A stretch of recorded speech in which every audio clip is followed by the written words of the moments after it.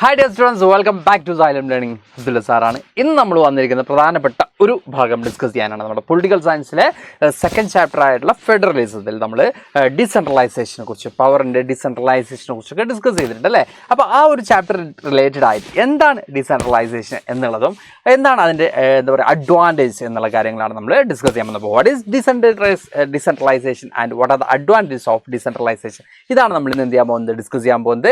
അപ്പോൾ എല്ലാ മക്കളും എന്ത് ചെയ്യുക, കൃത്യമായിട്ടും കംപ്ലീറ്റ് ആയിട്ട് ഈ ഒരു ക്ലാസ് കാണാം. നമ്മൾ വിത്തിൻ 10 minutes നമ്മൾ എന്ത് ചെയ്യും, ഈ ഒരു പോർഷൻ കംപ്ലീറ്റ് ചെയ്യും. ഓക്കെ, അപ്പോൾ ഫസ്റ്റ് നമുക്ക് നോക്കേണ്ടത് എന്താണ് ഡീസെൻട്രലൈസേഷൻ എന്നുള്ളതാണ്.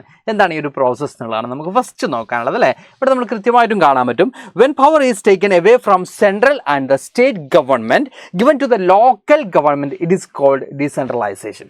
പവർ സെൻട്രൽ ഗവൺമെൻറ്റിൽ നിന്നും സ്റ്റേറ്റ് ഗവൺമെൻറ്റിലേക്ക് കിട്ടുന്നുണ്ട് അല്ലേ. അതിൽ നിന്നും എങ്ങോട്ടേക്ക് കൂടി കൊടുക്കുന്നുണ്ട്, ലോക്കൽ ഗവൺമെൻറ്റിലേക്ക്. ഈ ലോക്കൽ ഗവൺമെൻറ് ഇപ്പോൾ ഇന്ത്യയുടെ കേസ് എടുക്കുകയാണെങ്കിൽ ലോക്കൽ സെൽഫ് ഗവൺമെൻറ് അല്ലെങ്കിൽ പഞ്ചായത്തി രാജ് സിസ്റ്റം എന്നൊക്കെ നമ്മൾ എന്ത് ചെയ്യാറുണ്ട്, അതിനെ പറയാറുണ്ട് അല്ലേ.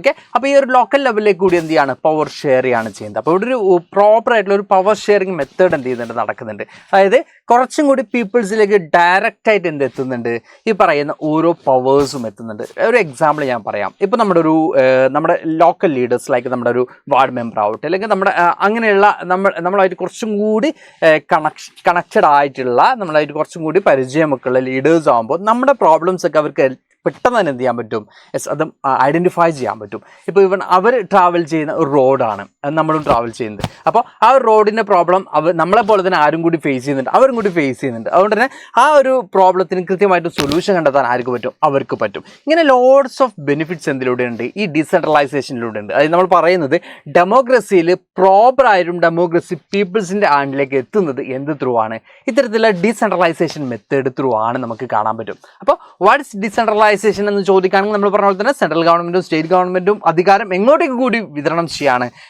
താഴെത്തട്ടിലുള്ള അല്ലെങ്കിൽ തേർഡ് ടയർ ആയിട്ടുള്ള ലോക്കൽ സെൽഫ് ഗവൺമെൻറ്റിലേക്ക് കൂടി വിതരണം ചെയ്യുന്നതിനാണ് നമ്മൾ ഡീസെൻട്രലൈസേഷൻ അല്ലെങ്കിൽ അധികാര വികേന്ദ്രീകരണം എന്ന് നമ്മൾ പറയുന്നത്. ഇനി നമുക്ക് നോക്കാനുള്ളത് what are the advantage of decentralisation ആണ്.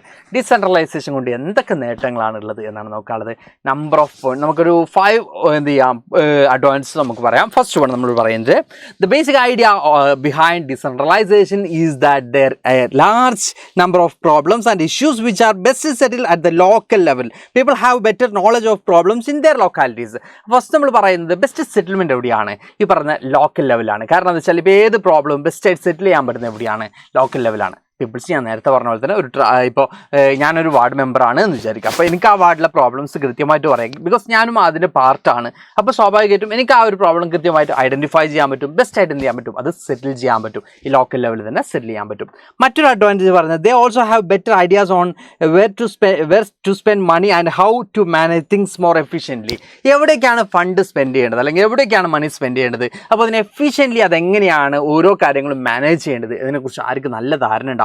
ഈ പറയുന്ന ലോക്കൽ ലീഡേഴ്സിന് നല്ല ധാരണ ഉണ്ടാവും. അതായത് നമ്മുടെ ഈ പറഞ്ഞ പോലെ തന്നെ ലോക്കൽ ലീഡേഴ്സ് ആകുമ്പോൾ ആ പ്രദേശത്തിൻ്റെ പ്രശ്നം അറിയുന്നുണ്ട്. അതുകൊണ്ട് തന്നെ ഈ പറയുന്ന പോലെ തന്നെ ഇപ്പോൾ ഒരു സ്ഥലത്ത് പ്രശ്നം എന്ന് പറയുന്നത് അവിടുത്തെ വാട്ടർ സ്കേഴ്സിറ്റി ആണ്. അപ്പോൾ അവിടെ എല്ലാവർക്കും ഫ്രീ മൊബൈൽ ഫോണോ അല്ലെങ്കിൽ ഫ്രീ വൈഫൈയോ കൊണ്ടുപോയിട്ട് കാര്യമില്ല. അപ്പോൾ അവിടുത്തെ പ്രോബ്ലം എന്താണോ അത് കൃത്യമായിട്ടും ഐഡൻറ്റിഫൈ ചെയ്യാനും അതിന് കൃത്യമായിട്ടും ഫണ്ട് കൃത്യമായിട്ടും വിനിയോഗിക്കാനും യൂട്ടിലൈസ് ചെയ്യാനും ഒക്കെ ആർക്കായിരിക്കും കുറച്ചുകൂടി പ്രോപ്പറായിട്ട് അറിയാം, ലോക്കൽ ലീഡേഴ്സിനായിരിക്കും. അത് നമ്മളെ വീടിനെ കുറിച്ച് നമുക്കായിരിക്കും കൃത്യമായിട്ടും അറിയാം. നമ്മുടെ നെയ്ബേഴ്സിനേക്കാളും നമ്മളെ വീടിനെ കുറിച്ച് ആർക്കായിരിക്കും കൃത്യമായിട്ടും അറിയാം, നമുക്കായിരിക്കും. അതുപോലെ തന്നെ അല്ലെങ്കിൽ പുറത്തുനിന്ന് വരുന്ന ഒരാളെക്കാളും നമുക്കായിരിക്കും നമ്മുടെ വീടിനെ കുറിച്ച് കൃത്യമായിട്ടും അറിയാം എന്ന് പറഞ്ഞത് തന്നെ ഈ ലോക്കൽ ലീഡേഴ്സിന് അവരുടെ ലൊക്കാലിറ്റിയെ കുറിച്ച് കൃത്യമായിട്ടും അറിയുന്നുള്ളതുകൊണ്ട് തന്നെ എവിടേക്കാണ് ഫണ്ട് സ്പെൻഡ് ചെയ്യുന്നതെന്ന് കൃത്യമായിട്ടും അവർക്ക് അറിയാം. Then besides at the local it is possible for the people to directly participate in the decision making. This helps to include habit of democratic participation. നമ്മളിവിടെ പറയുന്നുണ്ട്. ഇത് കൂടാതെ ഇപ്പോൾ ഗ്രാമസഭ പോലുള്ള കാര്യങ്ങൾക്കൊക്കെ പീപ്പിൾസിന് ഡയറക്റ്റ് പാർട്ടിസിപ്പേഷൻ കൂടി കാണാൻ പറ്റും. അത് ഡെമോക്രസിയിൽ പബ്ലിക് പാർട്ടിസിപ്പേഷൻ കുറച്ചും കൂടി എന്ത് ചെയ്യും, പ്രോപ്പറായിട്ട് എത്താൻ കാരണമാവുന്നുണ്ട്. ഇതൊക്കെ എന്തിൻ്റെ അഡ്വാൻറ്റേജസ് ആണ് മക്കളെ, ഡീസെൻട്രലൈസേഷൻ്റെ അഡ്വാൻറ്റേജസ് ആണ്. കഴിഞ്ഞിട്ടില്ല, ഇനിയുമുണ്ട്. Local government is the best way to realize one important principle of democracy, namely local self-government. നമ്മളോട് പറയുന്നുണ്ട് എന്താ പറയുക, കൃത്യമായിട്ടും ഡെമോക്രസിയുടെ പ്രിൻസിപ്പിൾസ് ഒക്കെ കൃത്യമായിട്ട് മനസ്സിലാവുന്ന ലോക്കൽ ലെവൽ ഓഫ് ഗവൺമെൻറ്റിലൂടെയാണ് അല്ലെങ്കിൽ തേർഡ് ടയർ ഓഫ് ഗവൺമെൻറ്റിലൂടെയാണ്.